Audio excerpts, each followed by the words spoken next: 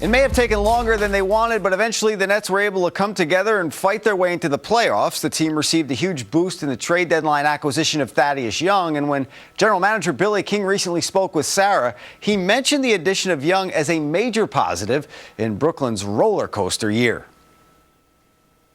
It was up and down. I think it was rocky. I think a lot of it was a learning curve for our players and our coaches to get to know each other. We had some injuries, we adjusted, and then I think once we got Thaddeus, we really got into a little bit of a groove, and it was the perfect time to do so at the end of the season. You talk about the ups and downs. What did you like most about what you saw to this year?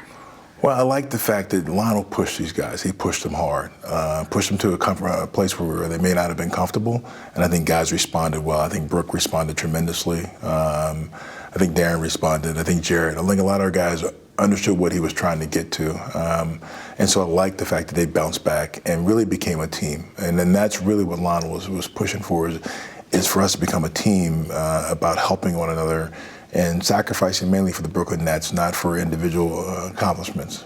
To that point, how do you feel like Lionel did grow on these players? What do you feel like the shift and the change that took place? Well, the hardest thing is when you have veteran guys that have been in the league and you have a veteran coach come in, because sometimes the coach will try to get them to get out of their comfort zone. I think Lionel pushed and prodded to get Brooke to rebound more, to do things that he hadn't done probably since his rookie year.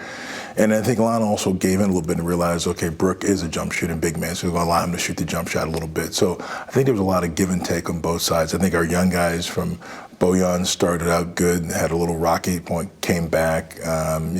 Markel struggled early because of injuries and ended up starting in the year. So I like how they all really just grew and then supported each other throughout the process. In your perspective, what was most disappointing about this season?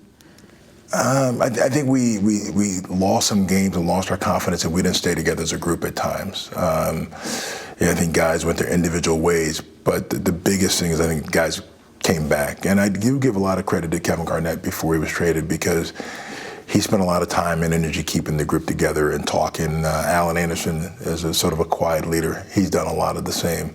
And I think some other guys grew as leaders, but I was really disappointed just when things got tough early in the year.